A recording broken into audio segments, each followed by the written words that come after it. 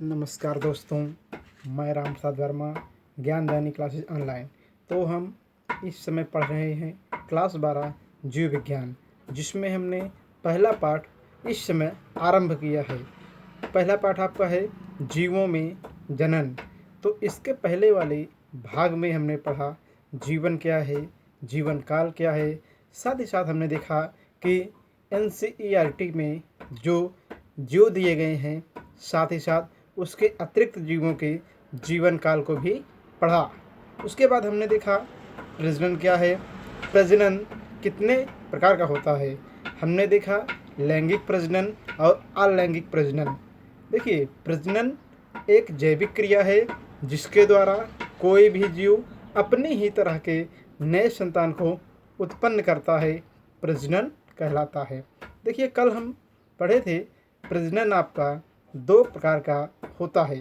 पहला लैंगिक प्रजनन, दूसरा अलैंगिक प्रजनन। जिसमें हमने कल देखा था कि लैंगिक प्रजनन वह प्रजनन है जिसमें प्रजनन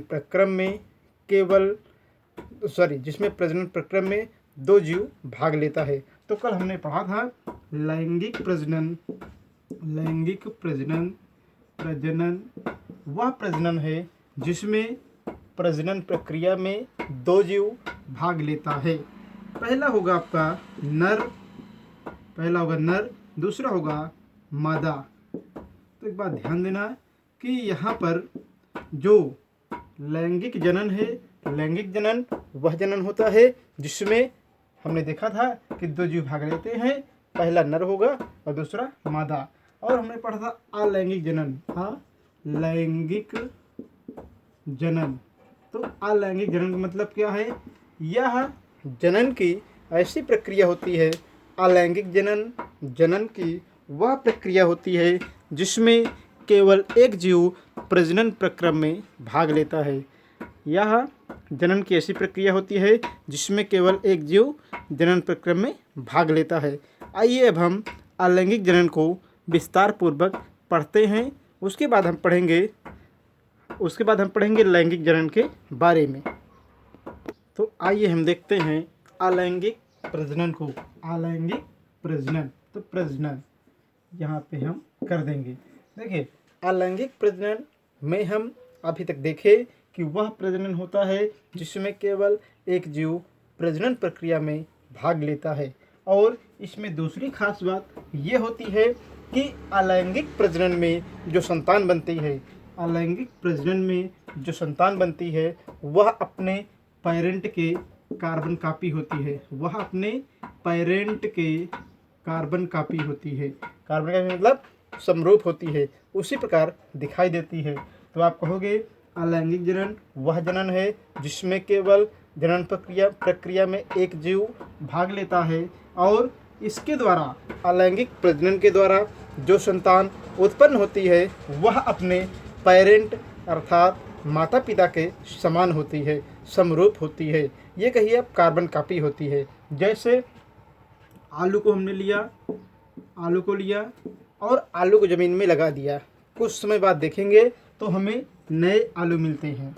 उसी प्रकार देखिए गन्ना हमने लिया और इसे ज़मीन में लगा दिया तो हमें नए प्रकार के गन्ने मिलते हैं। मतलब कुछ भी उदाहरण लीजिए आप।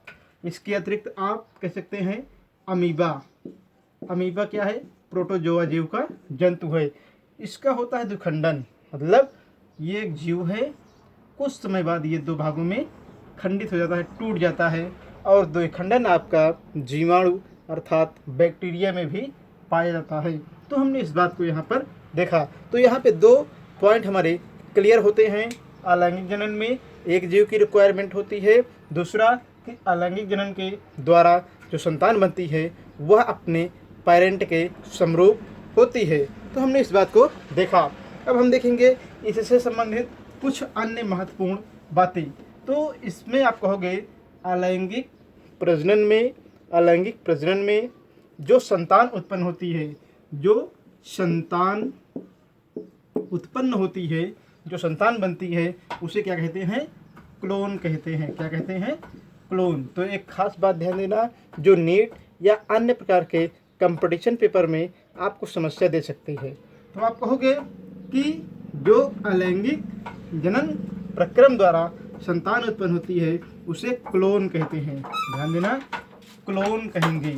और क्लोन वह प्रक्रिया है, अथवा क्लोन का मतलब ये होता है कि इस प्रक्रिया द्वारा संतान उत्पन्न हुए हैं। लेकिन एक बात ध्यान देना कि क्लोन में कई प्रकार, मतलब एक ही तरह के कई जीव होते हैं।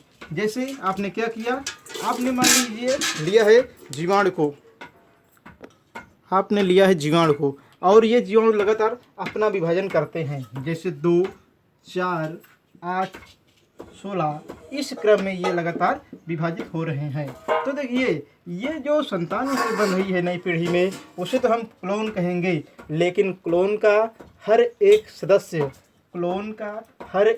सदस्य रैमेट कहलाता है। रैमेट कहलाता है। तो क्लोन का हर एक सदस्य क्या कहलाएगा? रैमेट कहलाता है। हमने इस बात को देखा। अगली खास महत्वपूर्ण बात इसमें है कि इस प्रकार के जनन में जो अलैंगिक जनन होता है उसमें क्या होता है? उसमें युग्मक नहीं बनता। युग्मक नहीं बनता। अब आप कहेंगे क्या बनता है? जब इसमें युग्मक नहीं बनता तो क्या होगा? इसमें युग्मक के स्थान पर स्पोर बनते हैं। आप कहेंगे इसका मतलब क्या है? देखिए, इसका मतलब ये होता है कि मान लीजिए कोशिका है और ये कोशिका बार बार डिवाइड होगी, बार बार विभाजित होगी। विभाजित होने के परिणाम स्वरूप क्या बनता है? आपके उस प्रकार के नए जीव का निर्माण होता है। मान लीजिए क्या है? ये फंजाई है या कवक है। अब ये एक सेल है, एक कोशिका है। ये कोशिका बार बार विभाजित होगी, ऐसे मतलब विभाजन करेगी बार बार। जब ये बार बार विभाजित होगी तो क्या होगा? इसके परिणाम स्वरूप नई फंजाई को बाद में ये खंड अलग हो जाएंगे और नए फंजाई को बना लेगी। तो ध्यान देना कि जो अलैंगिक जनन होता है उसमें युग्मक नहीं बनता है, स्पोर बनता है। अर्थात एक कोशिका से उस प्रकार के या उस जीव का संपूर्ण विकास हो जाता है। तो हमने इस चीज़ को देखा। अब हम देखेंगे लैंगिक जनन के बारे में। तो अब हम देखेंगे लैंगिक जनन।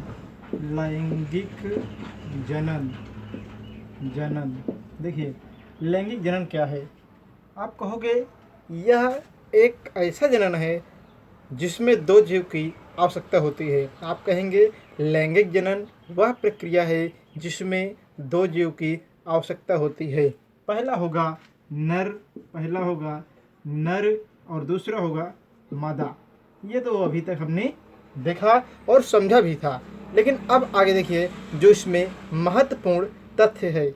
आप कहेंगे कि इसमें अलग अलग लिंग वाले 2 प्रकार के जीवों की आवश्यकता होती है, जिसमें पहला है नर और दूसरा है मादा। अब इसमें होता क्या है? जो नर है वो मेल मतलब मेल होता है और ये स्पर्म को रिलीज करता है। ध्यान देना, जो नर होगा वो स्पर्म को रिलीज करता है और जो मादा होती है वह ओवम को रिलीज करती है। क्या करती है? ओवम को रिलीज करती है, स्रावित करती है। अब ये दोनों आपस में कंबाइन होते हैं या संयुग्मित होते हैं। संयुग्मित होंगे, कंबाइन होंगे तो बनाएगा आपका युग्मक। क्या बनाएगा? युग्मक बनाएगा। और युग्मक एक ऐसी कोशिका होती है जिसके बार बार विभाजन के द्वारा क्या होता है? संतान का निर्माण होता है। तो आप कहोगे लैंगिक जनन वह प्रक्रिया है जिसमें 2 जीव की आवश्यकता होती है। पहला मेल होगा, दूसरा फीमेल होगा। जो मेल जीव होगा वह स्पर्म को स्रावित करेगा, जो फीमेल होगा वो क्या करेगा? फीमेल मतलब मादा, वो ओवम को स्रावित करेगा। दोनों आकर के यहाँ पे कंट्रीब्यूट होंगे, मिलेंगे और मिलने के बाद युग्मक का फॉर्मेशन करते हैं, निर्माण करते हैं। और एक बात ध्यान देना, खास बात यहाँ पर यह होगी कि लैंगिक प्रजनन के द्वारा जो संतान उत्पन्न होती है उसे ऑफ स्प्रिंग स्प्रिंग कहते हैं। तो लैंगिक प्रजनन के द्वारा जो संतान उत्पन्न होती है उसे आप स्प्रिंग कहते हैं। ये खास बात है, बहुत बार पूछा गया है कि अलैंगिक जनन द्वारा जो संतान उत्पन्न होती है उसे क्या कहेंगे, उसे क्लोन कहेंगे। और क्लोन का हर सदस्य, हर मेंबर, जैसे परिवार में 4 आदमी होते हैं तो मान लीजिए उसे क्लोन कहेंगे और प्रत्येक व्यक्ति का नाम होता है, वैसे अलैंगिक जनन द्वारा जो संतान उत्पन्न होती है उसे हम क्या कहते हैं, क्लोन कहते हैं। लेकिन क्लोन का हर एक सदस्य, हर एक मेंबर क्या कहलाता है, रैमेट कहलाता है। वैसे यहाँ पर लैंगिक जनन द्वारा जो संतान उत्पन्न होती है उसे हम ऑफस्प्रिंग कहते हैं। तो हमने यहाँ तक समझा। अब हम देखेंगे कि इसके आगे क्या होता है। देखिए, कुछ ऐसे भी जीव होते हैं जो लैंगिक जनन करते हैं, लेकिन उसमें अपवाद के कारण एक ही जीव की आवश्यकता होती है, एक ही जीव की रिक्वायरमेंट होती है, आवश्यकता होती है। अब ऐसे जीव क्या कहलाएंगे, द्विलिंगी जीव कहलाते हैं। अर्थात इस प्रकार के जीवों में जो लिंग होते हैं या लिंग या प्रजनन अंग होते हैं, प्रजनन अंग होते हैं वे एक जीव के अंदर ही पाए जाते हैं। उन्हें हम कहते हैं डायोसियस। उन्हें हम क्या कहते हैं, डायोसियस।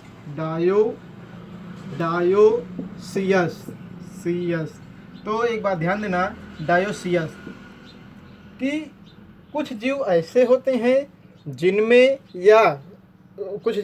हैं जिनके शरीर में या जिनमें नर व मादा दोनों प्रजनन अंग, जनन अंग एक ही जीव के अंदर पाए जाते हैं। उन्हें हम क्या कहते हैं, उन्हें हम, अगर एक ही जीव के अंदर दोनों अंग मिलेंगे तो उन्हें हम डायोसियस कहेंगे। तो इस परिभाषा को एक बार फिर समझिए। कुछ ऐसे जीव होते हैं जिनके शरीर के अंदर नर और मादा जनन अंग दोनों पाए जाते हैं, उन्हें हम क्या कहते हैं, डायोसियस। अर्थात हिंदी में हम कहेंगे द्विलिंगी। क्या कहेंगे, द्विलिंगी। तो हमने इस बात को समझा। लेकिन कुछ जीव ऐसे भी होते हैं जो लैंगिक जनन प्रक्रिया को क्या करते हैं, दर्शाते हैं या प्रदर्शित करते हैं। और उनमें अलग अलग प्रकार के जीवों में अलग अलग प्रजनन अंग मिलते हैं। जैसे मेल में मेल प्रजनन अंग मिलता है और फीमेल में फीमेल प्रजनन अंग मिलता है। देखिए, यहाँ पे हम कहेंगे इनको मोनोसियस का मतलब है एक लिंगी। अब देखिए, इसके अंतर्गत वे जीव आते हैं जिसमें एक लिंग पाए जाते हैं। जैसे मानव में क्या है, एक नर होता है और एक मादा होती है, ये हमने देखा। उसके बाद हम कहेंगे डायोसियस, जो अभी हमने पढ़ा, उसका मतलब क्या है, केचुआ हम देखते हैं। केचुआ में क्या होता है कि इसमें एक ही केचुए, मतलब इसके एक ही जीव के अंदर नर जनन अंग भी मिलता है और मादा जनन अंग भी मिलता है। इसी कारण से इसको हम क्या कहते हैं, इसको हम कहते हैं द्विलिंगी और ये एक लिंगी है। उसके बाद हम बात करते हैं यहाँ पर कुछ महत्वपूर्ण तथ्य की। तो आइए हम देखते हैं। यदि जैव विकास की दृष्टिकोण से, यदि हम किसके, बायो इवोल्यूशन अर्थात जैव विकास की दृष्टिकोण से देखें तो अलैंगिक जनन बाद में अस्तित्व में आया। जबकि यहाँ पे यदि हम इसके देखते हैं जैव विकास के दृष्टिकोण से, तो अलैंगिक जनन पहले आया। सबसे पहले कौन आया, अलैंगिक जनन आया, और उसके बाद लैंगिक जनन आया।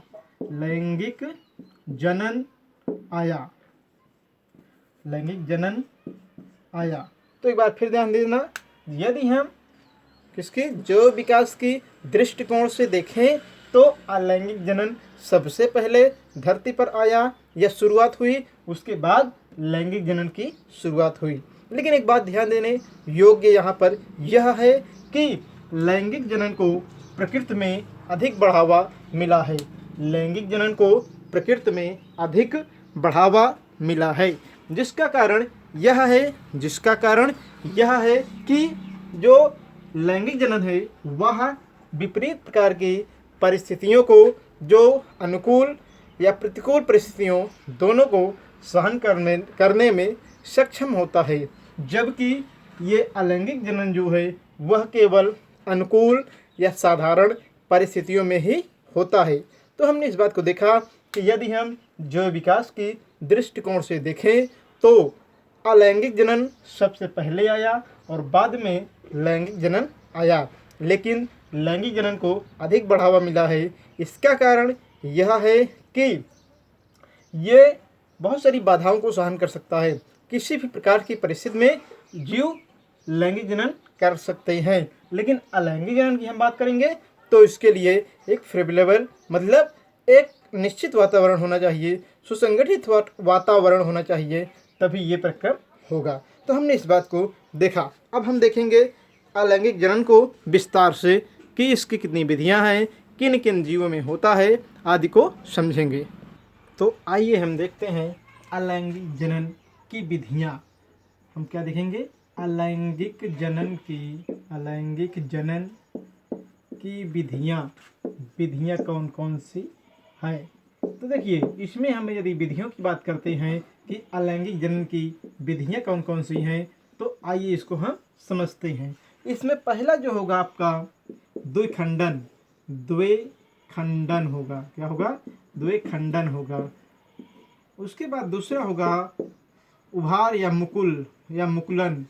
मुकुलन द्वारा। क्या होगा? मुकुलन द्वारा, ये हमने देखा। उसके बाद आप कहोगे मतलब इसकी बहुत सारी विधियां हैं, अब इनमें से क्रम से देखेंगे, लेकिन पहले समझते हैं द्विखंडन विधि का मतलब क्या है।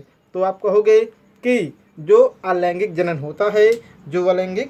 होता है वह प्रायः एक कोशिकीय जीवों में पाया जाता है, साथ ही साथ फंजाई मतलब कवक में भी मिलता है। इसके अतिरिक्त जीवाणुओं में भी और प्रोटोजोआ में भी क्या होता है? ये अलैंगिक जनन मिलता है। और जो सरल पौधे होते हैं, शैवाल हो गए, इनमें भी ये अलैंगिक जनन देखने को मिलता है। तो हम अलैंगिक जनन की पहली विधि की बात करते हैं। इसमें क्या है आपका? द्विखंडन ये बहुत आसान है, बहुत आसानी से आप समझ जाएंगे। इसमें होता क्या है? इसमें हम बात कर रहे हैं इसमें एक जीव ऐसे रहेगा, मान लीजिए अमीबा है, और कुछ समय बाद ये खंडित होकर ऐसे दो भागों में टूट जाता है। इससे हम क्या कहते हैं? मान लेते हैं अमीबा है और कुछ समय बाद ये खंडित होकर दो नए अमीबा को बना लिया। अब इसे ही हम कहेंगे क्या? द्विखंडन कहेंगे। तो आप कहोगे द्विखंडन अलैंगिक जनन की पहली विधि है, जिसमें कोई एक जीव दो बराबर भागों में बट जाता है और प्रत्येक भाग से उस नए जीव का निर्माण होता है। उसे हम क्या कहते हैं? द्विखंडन कहते हैं। आइए हम समझते हैं मुकुलन को कि इसका मतलब क्या है। तो देखिए, दूसरा हम पढ़ेंगे मुकुलन। क्या पढ़ेंगे? मुकुलन द्वारा। तो देखिए, मुकुलन का मतलब ये होता है, मुकुलन का मतलब होगा कि मान लेते हैं यहाँ पे क्या है? एक यहाँ पे है ईस्ट कोशिका। क्या है? ईस्ट कोशिका। ये ईस्ट कोशिका है, ये हमारी ईस्ट कोशिका है। और इसमें क्या होगा? एक ऐसे बगल से उभार निकलेगा। क्या निकलेगा? उभार निकलेगा। धीरे धीरे ये उभार बड़ा होता जाएगा। क्या होगा? यहाँ का मैट्रिक्स जो होगा, तरल पदार्थ होगा, इसके अंदर जाएगा और ये उभार क्रमशः धीरे धीरे बड़ा होता जाएगा। बाद में ये उभार जो है यहाँ से अलग होकर के ऐसे अलग हो जाएगा और यहाँ पर एक कोशिका हमारी इस प्रकार अलग हो जाएगी। अब ये क्या हो गया? ये हमारी एक कोशिका अलग हो गई और ये क्या है आपका? कवक है। कवक मतलब ईस्ट कोशिका है। तो कहोगे आप कवकों में या शैवालों में मुकुलन द्वारा भी जनन होता है। आप कहेंगे कैसे? तो ये एक ईस्ट कोशिका है, इसमें यहाँ पर एक उभार बना, मतलब किनारे पर एक उभार बनता है और इस उभार में यहाँ से जो द्रव्य जाता है इसके अंदर, बाद में ये कोशिका क्या होती है? आकार में फूलकर बड़ी हो जाती है और इस मात्र कोशिका, ये जो प्रमुख कोशिका है उससे ये वाली कोशिका अलग हो जाती है, इस प्रकार अलग हो जाएगी और ये कोशिका ऐसे अलग हो जाएगी। तो इसे हम क्या कहते हैं, इसी प्रकार के जनन को हम मुकुलन द्वारा जनन कहते हैं। यह अलैंगिक जनन के अंतर्गत आती है। तो हमने इसको देखा। अब हम देखेंगे अलैंगिक जनन की अन्य विधियाँ। अलैंगिक जनन की कुछ विधियाँ सामान्य या जो छोटे पौधे होते हैं उसमें, साथ ही साथ क्लेमाइडोमोनास मतलब शैवालों में भी देखने को मिलती हैं, जिसमें एक प्रक्रम होता है जूस्पोर। जूस्पोर इसका मतलब क्या है, यह एक शैवालों में मिलने वाली पतली और गमनशील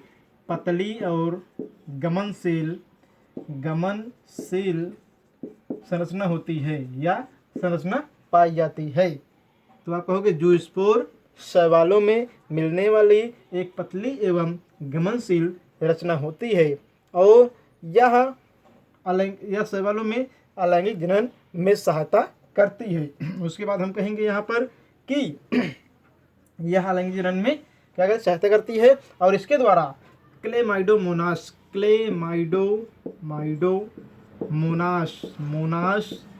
या अन्य प्रकार के शैवाल जनन करते हैं। इसके द्वारा क्लेमाइडोमोनास या अन्य प्रकार के जीव जनन करते हैं। तो ये भी आपका एक प्रकार का अलैंगिक जनन का उदाहरण है। तो फिर से देखिए, जूस्पोर इसमें आप कहोगे कि शैवालों में या कुछ ऐसे जो सामान्य सूक्ष्म पौधे होते हैं या जीव होते हैं उनमें एक पतली और गमनशील रचना पाई जाती है जिसे जूस्पोर कहते हैं और इसके द्वारा उस जीव में क्या होगा, अलैंगिक जनन संपन्न होता है। और इस प्रकार का मतलब जूस्पोर द्वारा जो अलैंगिक जनन होता है वो क्लेमाइडोमोनास या इसके अन्य सदस्यों में देखने को मिलता है। अगली हम बात करते हैं तो क्या है, स्पंज। यदि हम स्पंज की बात करते हैं, तो जो स्पंज है इसमें क्या होता है, इसमें एक जटिल रचना होती है, इस प्रकार ऐसे बनी रहती है और इसमें ऐसे कई सारे भाग बने होते हैं जिन्हें हम जैम्यूल कहते हैं। क्या कहते हैं, जैम्यूल कहते हैं। और इसके द्वारा स्पंज में, ये स्पंज है तो स्पंज में जैम्यूल द्वारा अलैंगिक जनन संपन्न होता है। तो हमने इस बात को देखा। अब हम देखेंगे इसके आगे। तो अब हम देखेंगे पौधों में मतलब जो सामान्य पौधे हैं उसमें अलैंगिक जनन की विधियाँ। तो जो पौधे हैं या सामान्य पौधे हैं उसमें अलैंगिक जनन की विधियाँ। तो उसमें आप कहोगे कि पौधे के वे अंग जो अलैंगिक जनन प्रक्रिया में भाग लेते हैं उसे हम प्रोपेगेशन कहते हैं या वह प्रोपेगेट पीढ़ी को हर समय करते रहते हैं। तो आप कहेंगे कि पौधे में हम अलैंगिक जनन का अध्ययन निम्न प्रक्रमों द्वारा करते हैं। जैसे आप कहेंगे वल्ब, फिर ऑफसेट, उसके बाद यहाँ पे कहेंगे आप वल्ब हो गया, ऑफसेट हो गया। इसके अतिरिक्त और भी आपके भाग शकर, ट्यूबर, रनर आदि क्या है, आदि विधियों द्वारा पौधों में क्या होता है, अलैंगिक जनन होता है। लेकिन यहाँ पे हम सामान्य पौधों में अलैंगिक जनन की बात कर रहे हैं। तो देखिए वल्ब का मतलब क्या है, मान लेते हैं एक पौधा है, ऐसे ये पौधा बना है। अब यहाँ पर एक भाग होता है और यहाँ से एक उभार निकलता है, और बाद में क्या करता है, इस उभार से नए पौधे का विकास होता है। तो इसे क्या कहते हैं, वल्ब कहते हैं। इसे हम क्या कहते हैं, वल्ब कहते हैं। आप कहेंगे ये जड़ है आपका, जड़ क्या है, इस प्रकार का तना है और इसके बगल से एक उभार निकलता है और इसके द्वारा पत्तियां निकलती हैं और इससे क्या होता है, पौधे का विकास हो जाता है। हमने इसको देखा। दूसरा है ऑफसेट। ऑफसेट का मतलब है, आपने तालाब में जलकुंभी देखा है, तो जलकुंभी का मतलब है, मान लेते हैं ये क्या है, ये जलकुंभी है, ऐसे मान लेते हैं ये जलकुंभी बनी है और यहाँ पे ऐसे बहुत सारी रचनाएं पाई जाती हैं, जड़ें पाई जाती हैं। अब क्या होगा कि यहाँ पर जो ये जड़ें निकली है इनको हम ऑफसेट कहते हैं। क्या कहते हैं? ऑफसेट कहते हैं। और यहीं पे क्या होगा, ये ज़मीन में रहती हैं और यहाँ से बगल से जो भाग बने हैं यहाँ से इसमें क्षमता होती है कि ये नए पौधे को जन्म दे। एक बात ध्यान देना, यदि हम जलकुंभी जो पौधा होता है उससे हम काटेंगे लगातार, तो जितने भाग में काटेंगे उतने प्रत्येक भाग से नए नए पौधे का विकास होगा। तो आप कहोगे ऑफसेट द्वारा जो आलंगी जनन होता है वो जलकुंभी में होता है। हमने इस बात को देखा। अब इसके आगे हम देखेंगे शकर, ट्यूबर और किसको देखेंगे? रनर को देखेंगे। तो ट्यूबर में हम समझते हैं, ट्यूबर का मतलब ये है कि आलू को आपने देखा है, आलू उसमें क्या होती है, ऐसे आँखें होती हैं। यदि हम आलू को काट कर इस ज़मीन में लगा दें तो क्या होगा, इससे आलू के 2 नए पौधे बनेंगे। तो ये किसके अंतर्गत आएगा? ये ट्यूबर के अंतर्गत आएगा। अब हम रनर और शकर की बात करते हैं। इस प्रकार का जनन जो रनर है ये शकरकंद में देखने को मिलता है। शकरकंद में देखने को मिलता है। किसमें? शकरकंद में देखने को मिलता है। और ये जो आपका शकर के द्वारा होता है, शकर लिखा गया है, यहाँ पर होगा आपका एक नया शब्द जो अदरक में होता है। अदरक में ये जनन देखने को मिलता है। तो आप कहेंगे जो जनन अदरक में देखने को मिलता है वह जनन राइजोम कहलाता है। राइजोम होगा, यहाँ पर राइजोम कहलाता है। इसका मतलब यह है कि आपने अदरक देखा है, अदरक के आरे बगल बहुत सारी जड़ें ऐसे निकली रहती हैं, इसे हम क्या कहते हैं? राइजोम कहते हैं। और इसके द्वारा नए पौधे का विकास होता है। तो फिर से एक बार देख लीजिए, वल्ब का मतलब है, वल्ब का जो यहाँ पे उदाहरण लिया गया है ये किसके अंतर्गत आता है? तो इसमें आप कहोगे एक पौधा है ब्रायोफिल्लम। क्या है? ब्रायोफिल्लम इसका उदाहरण है।